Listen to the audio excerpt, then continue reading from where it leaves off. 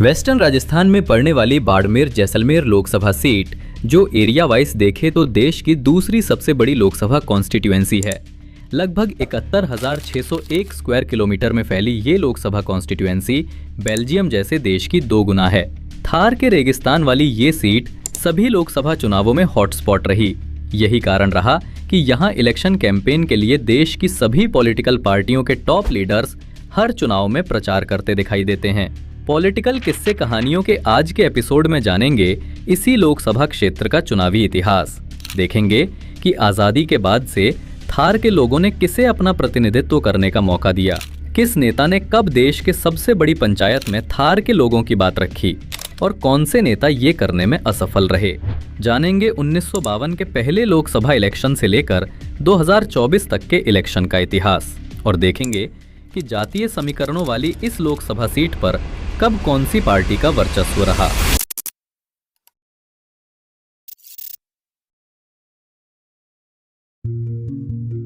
साल 1952 ये साल देश में लोकतंत्र के तौर पर एक नया उत्सव लेकर आया। देश में पहले आम चुनाव हुए।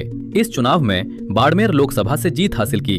पोखरण जागीरी ठिकाने से आने वाले इलाहाबाद हाईकोर्ट में जज रहे भवानी सिंह ने ये निर्दलीय ही मैदान में उतरे थे। भवानी सिंह ने पूनम चंद बिश्नोई को हराकर जीत हासिल की। उस दौर में जालौर भी बाड़मेर लोकसभा का हिस्सा था। फिर बारी आती है 1957 के लोकसभा चुनावों की। बाड़मेर लोकसभा क्षेत्र से जालौर को अलग करके जैसलमेर और शेरगढ़ तहसील को शामिल किया गया। इस बार मैदान में निर्दलीय उम्मीदवार के तौर पर खुद जैसलमेर महारावल रघुनाथ सिंह थे। महारावल ने कांग्रेस के गोवर्धन दास बिनानी को 25,000 से अधिक वोटों से हराया। लेकिन चुनाव जीतने के कुछ सालों बाद ही महारावल ने राजनीति से संन्यास ले लिया। फिर बारी आई 1962 के चुनावों की। इस बार राम राज्य परिषद की टिकट पर मैदान में उतरे तन सिंह सामने थे। कांग्रेस की टिकट पर ओंकार सिंह। लेकिन इस बार भी कांग्रेस को मुंह की खानी पड़ी। श्री क्षत्रिय युवक संघ के प्रणेता तन सिंह 20,000 से अधिक वोटों से चुनाव जीतकर संसद पहुंचे थे। बहरहाल आजादी के बाद से लगातार बाड़मेर लोकसभा से तीनों चुनाव हारने के बाद कांग्रेस तिलमिला उठी। इस बार कुछ अलग रणनीति अपनाते हुए कांग्रेस ने मैदान में उतारा जोधपुर के रहने वाले अमृतलाल नाहटा को। फिल्म मेकर और लेखक नाहटा अपने भाषणों के लिए मशहूर थे। इसी बीच उनका एक भाषण जिसमें वो बाड़मेर में अंगूर उगाने की बात कर रहे थे काफी वायरल हुआ। जनता को भी उनके भाषण काफी पसंद आए। लिहाजा नाहटा चुनाव जीत गए और इस बार तन सिंह जी को हार का सामना करना पड़ा। 1971 के चुनाव में फिर नाहटा को मैदान में उतारा गया। सामने थे जनसंघ के सिपाही बाबूसा भैरव सिंह शेखावत। वही बाबूसा जिसने बीजेपी की राजस्थान में नींव रखी, जो आगे चलकर मुख्यमंत्री भी बने। लेकिन 71 का लोकसभा चुनाव हार गए। अमृतलाल नाहटा दूसरी बार बाड़मेर लोकसभा से चुनाव जीतकर लोकसभा पहुंचे। नाहटा की कहानी बड़ी दिलचस्प है। ये वही नाहटा है जिन्होंने किस्सा कुर्सी का नामक फिल्म बनाई, जिसमें इंदिरा गांधी और संजय गांधी का खूब मजाक बनाया गया और जिसकी कॉपीज जलाने के आरोप में संजय गांधी को 1 महीना तिहाड़ जेल में रहना पड़ा। बहरहाल इमरजेंसी के काले दौर के बाद फिर बारी आई 1977 के लोकसभा चुनावों की। कांग्रेस को 2 बार जिताने वाले नाहटा कांग्रेस छोड़ जनता पार्टी में शामिल हो चुके थे और पाली से लोकसभा चुनाव लड़ रहे थे। लिहाजा कांग्रेस ने दिग्गज नेता खेत सिंह पर दांव खेला। सामने थे लोक दल की टिकट पर चुनाव लड़ रहे तन सिंह। तकरीबन 90,000 वोटों से तन सिंह जीतकर एक बार फिर संसद पहुंचे। 2 अलग अलग पार्टियों से चुनाव जीतने वाले पहले नेता तन सिंह जी ही थे। फिर 3 साल बाद 1980 में फिर चुनाव हुए। इस चुनाव में कांग्रेस के वृद्धिचंद जैन ने तकरीबन 40,000 वोटों से जनता पार्टी के चंद्रवीर सिंह को हराया। 1984 के लोकसभा चुनावों में बाड़मेर लोकसभा से एक बार फिर वृद्धिचंद जैन को मैदान में उतारा गया। सामने थे लोक दल से गंगाराम चौधरी, जिनका नाम दिग्गज जाट किसान नेताओं में आता है। इंदिरा गांधी की शौक लहर पर सवार कांग्रेस ये चुनाव 1 लाख से अधिक वोटों से जीत जाती है और जैन दूसरी बार लोकसभा में बाड़मेर की आवाज बनते हैं। 1989 के लोकसभा चुनाव में कल्याण सिंह कालवी जनता दल की टिकट पर चुनाव लड़ते हैं और कांग्रेस के वृद्धिचंद जैन को 1.5 लाख वोटों से हराकर लोकसभा पहुंचते हैं।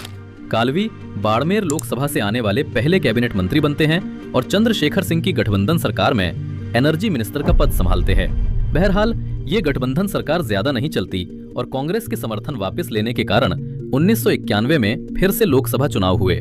इस बार कांग्रेस की टिकट पर रामनिवास मिर्धा ने 1 लाख से अधिक वोटों से बीजेपी के कैंडिडेट कमल विजय को हराया। 1996 में फिर से लोकसभा चुनाव हुए। इस बार कांग्रेस ने मैदान में उतारा आर्मी में कर्नल की पोस्ट से रिटायर्ड सोनाराम चौधरी को।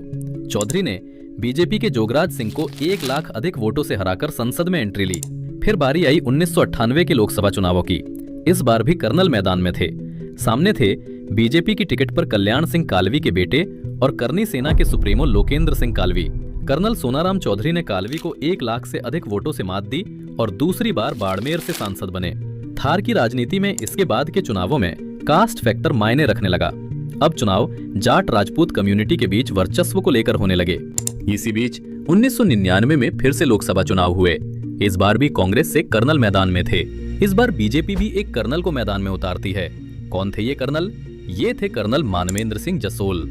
कर्नल वर्सेस कर्नल की इस लड़ाई में एक बार फिर सोनाराम चौधरी बाजी मार लेते हैं और लगातार तीसरी बार बाड़मेर लोकसभा से सांसद बनने का रिकॉर्ड दर्ज करते हैं। फिर बारी आई 2004 के लोकसभा चुनावों की। बीजेपी एक बार फिर मानवेंद्र सिंह को मैदान में उतारती है और इस बार मानवेंद्र सिंह जसोल रिकॉर्ड 2,71,888 वोटों से सांसद बनते हैं। 2009 के लोकसभा चुनाव में बाजी फिर पलट जाती है। इस बार कांग्रेस की टिकट पर हरीश चौधरी मैदान में होते हैं। उनका सामना भी बीजेपी के मानवेंद्र सिंह से होता है, लेकिन इस बार मानवेंद्र को हार का सामना करना पड़ता है और हरीश चौधरी सांसद बनते हैं। अब बारी आती है बाड़मेर के सबसे बड़े लोकसभा चुनाव की। साल था 2014। कांग्रेस के कर्नल अब वसुंधरा राजे की कृपा से बीजेपी के हो गए थे। राजे ने इस बार बीजेपी का टिकट सोनाराम चौधरी को दिला दिया। ये खबर चौंकाने वाली थी, क्योंकि जिस शख्स का टिकट काटा गया था वो और कोई नहीं बल्कि खुद जसवंत सिंह जसोल थे। बीजेपी के संस्थापकों में गिने जाने वाले और अटल सरकार में कैबिनेट मंत्री जसवंत सिंह निर्दलीय तौर पर अपना आखिरी चुनाव लड़ रहे थे। ये चुनाव उनके लिए एक सांसद के चुनाव से कई बढ़कर था। ये चुनाव प्रदेश की महारानी और उनके बीच चली आ रही दशकों पुरानी अदावत का आखिरी मुकाम था। लिहाजा जसवंत सिंह निर्दलीय मैदान में उतरे। इधर कांग्रेस ने फिर से हरीश चौधरी को मैदान में उतारा। मुकाबला त्रिकोणीय था। जसवंत सिंह जसोल ने खूब प्रचार किया। बीजेपी कांग्रेस ने भी पूरी ताकत झोंक दी। ये दौर नरेंद्र मोदी का था। पूरे देश में मानो मोदी की लहर चल रही हो।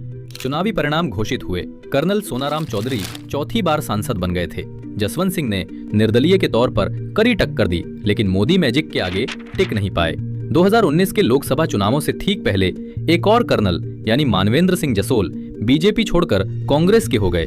मानवेंद्र सिंह ने स्वाभिमान अमर रहे का नारा देकर बीजेपी और राजे के खिलाफ मोर्चा खोल दिया और लोकसभा में ताल ठोक दी। बीजेपी ने विधानसभा चुनाव हारे हुए कैलाश चौधरी को मैदान में उतारा। इस बार भी देश में राष्ट्रवाद और मोदी मैजिक की आंधी चल रही थी। लिहाजा कर्नल को इस बार हार का सामना करना पड़ा और कैलाश चौधरी रिकॉर्ड 3,23,808 वोटों से ये चुनाव जीत गए। चौधरी को मोदी कैबिनेट में राज्य कृषि मंत्री भी बनाया गया। 2024 के चुनावों तक बाड़मेर लोकसभा हॉट सीट बन गई थी और 2024 के इलेक्शन में भी कुछ ऐसा ही हुआ। बीजेपी ने इस बार भी कैलाश चौधरी को मैदान में उतारा। कांग्रेस की तरफ से मैदान में थे।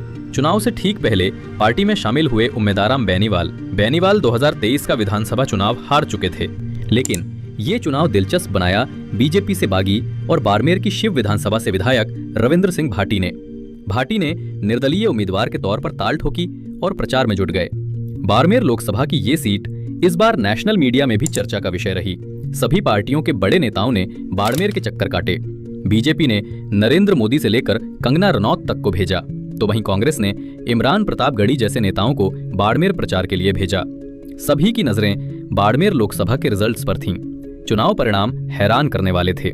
कांग्रेस के उम्मीदवार बेनीवाल ने कड़े मुकाबले में निर्दलीय कैंडिडेट रविंद्र भाटी को हरा दिया था और कैलाश चौधरी तीसरे पायदान पर खिसक गए थे। ये था बाड़मेर लोकसभा सीट का पूरा इतिहास, जहां कई दिग्गज नेताओं के बीच जोरदार टक्कर देखने को मिली। आज के वीडियो के लिए इतना ही। अगर आप और किसी लोकसभा सीट की हिस्ट्री जानना चाहते हैं तो हमें कमेंट बॉक्स में जरूर बताएं।